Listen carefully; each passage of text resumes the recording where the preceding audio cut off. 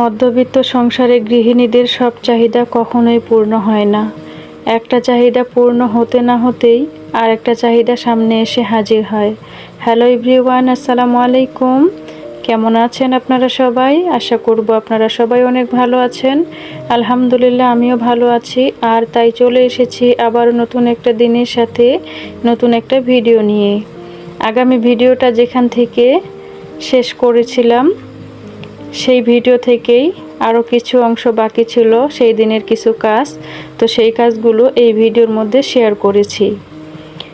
অবশ্যই একটা লাইক দিয়ে আমার ভিডিওটা কন্টিনিউ করবেন। আর যদি এরকম সাদামাটা লাইফস্টাইল ভিডিও আপনাদের ভালো লাগে তাহলে চ্যানেলটি সাবস্ক্রাইব করে আমার পাশে থেকে যেতে পারেন। পাশে থাকা bell button all option on করতে পারেন, তাহলে যখনই ভিডিও আপলোড করব তখনই আপনাদের কাছে নোটিফিকেশন আকারে পৌঁছে যাবে। আপনারা আপনাদের সময় এবং সুযোগ অনুসারে দেখে নিতে পারবেন। আসলে আমরা যারা মধ্যবিত্ত, নিম্ন মধ্যবিত্ত সংসারে আছি, আমাদের সব চাহিদা কিন্তু কখনোই পূর্ণ হয় না। একটা চাহিদা পূর্ণ হতে না হতেই আরেকটা চাহিদা সামনে এসে হাজির হয়। আমাদেরকে অনেক ধৈর্য ধরে সেই চাহিদাগুলো পূর্ণ করতে হয়, অনেকটা সময় অপেক্ষা করতে হয়। আসলে আমরা তো মধ্যবিত্ত, আমরা কিন্তু চাইলেই সব সময় সব কিছু করতে পারি না। এমন অনেক সময় ইচ্ছা থাকা সত্ত্বেও কিন্তু কোনো কিছু করতে পারি না। আমাদের চাহিদাগুলো অনেক সময় এক কোণে পড়ে থাকে, সেই চাহিদাগুলো পূর্ণ করতে পারি না আমরা। আমাদের বাচ্চা কাচ্চা এদেরকে নিয়েই আমরা কিন্তু বেশি ভাবি, আমাদের সংসারটাকে নিয়েই আমরা বেশি ভাবি।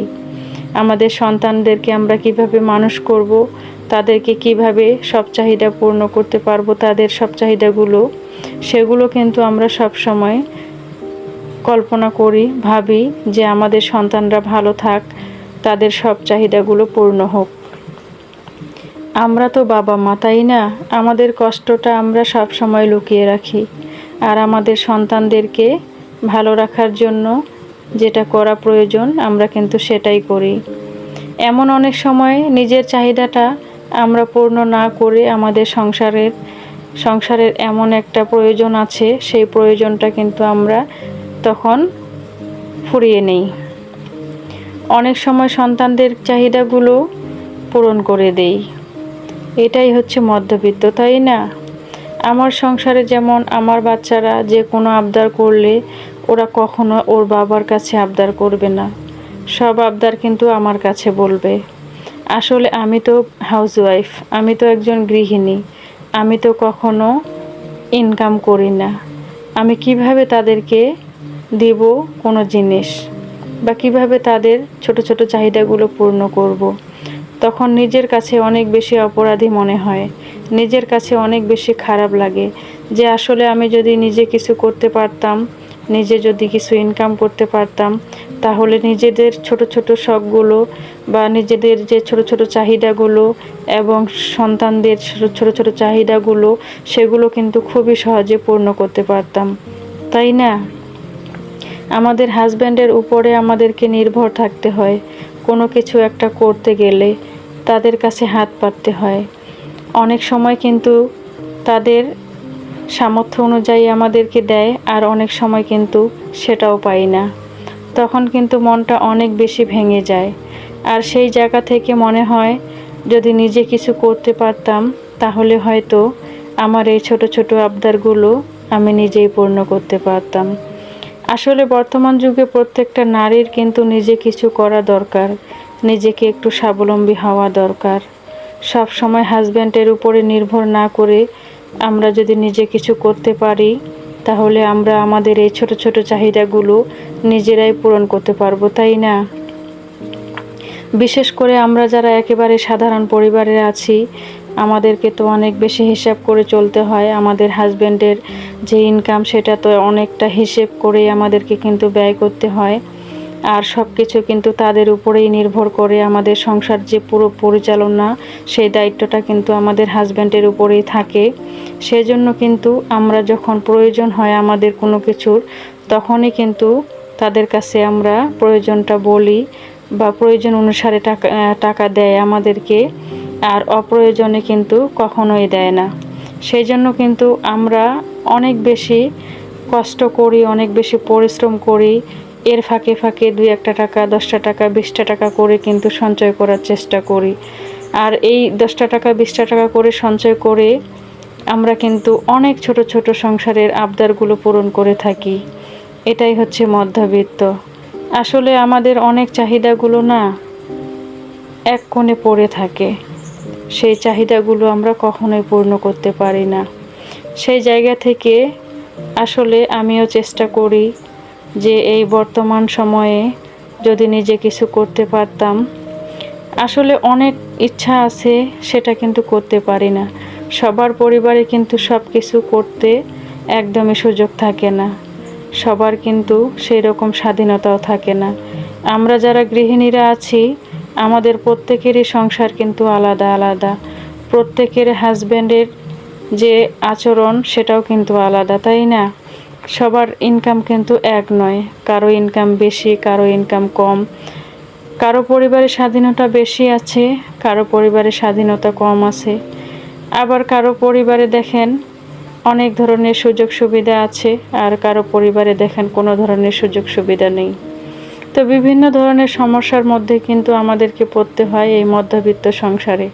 তারপরেও কিন্তু আমরা সব সময় চেষ্টা করি আমাদের সংসারটাকে আমরা কিভাবে আরও ভালো জায়গায় নিয়ে যাব, আমাদের সন্তানদেরকে কিভাবে ভালোভাবে মানুষ করব, আমরা নিজেরা কিভাবে ভালো থাকব। সেই জন্য কিন্তু আমরা একটু একটু করে সঞ্চয় করে ভবিষ্যতের কথা ভাবি, ভবিষ্যতের কথা চিন্তা করি। আসলে একটা সময় না আমি সংসারের এত কিছু বুঝতাম না, এত কিছু চিন্তাও করতাম না। ধীরে ধীরে এখন বুঝি যে সংসারটা আসলে কী জিনিস। এই সংসারটা আসলে তিলে তিলে গড়ে ওঠা আমাদের এই সংসার। প্রত্যেকটা সংসারের পেছনে আমাদের অনেক ত্যাগ, অনেক ভালোবাসা, অনেক ধৈর্য, তারপরেই কিন্তু আমরা ভালো কিছু করতে পারি, তাই না? তো আমি অনেকগুলো কথা বললাম আপনাদের সাথে, আর কথা বলতে বলতে অনেকগুলো কাজও করে নিয়েছি। আর আমি কিন্তু ঘরগুলো গুছিয়ে ঝাড়ু টাড়ু দিয়ে আমি এখন কিন্তু ঘরগুলো মুছে বের করেছি, বের করে কিন্তু এখন আমি বারান্দাটা মুছতেছি। আর আসলে আমি অনেক সময় দিনের বেলাতে ভয়েসটা দিই, তো তখন আর কি একটু ভালোভাবে কথা বলতে পারি না, একটু মন খুলে কথাও বলতে পারি না। যখন রাতের বেলা একটু ভয়েসটা দিই তখন কিন্তু একটু ভালোভাবে কথা বলতে পারি, ভালো লাগে নিজের কাছেও। আর আপনাদের সাথে কথা বলতে না আমার অনেক বেশি ভালো লাগে।